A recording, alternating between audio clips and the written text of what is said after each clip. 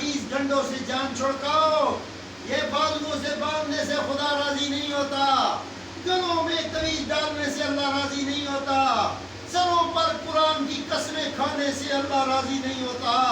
یہ قرآن آیا ہے پڑھنے کے لیے آیا ہے، یہ قرآن دل میں سنبھالنے کے لیے آیا ہے، یہ فکر کے لیے، تدبر اور تفکر کے لیے اترا ہے۔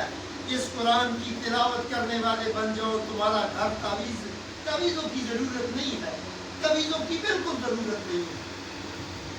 کھانا کھاتے ہو تو پیٹ میں اتارتے ہو کہ یہ اندر سے بھوک مر جائے، پیاس کو بجھاتے ہو تو کہتے ہو میں پانی پیوں گا، نہاتے نہیں ہو کہ پیاس نہیں بجھتی۔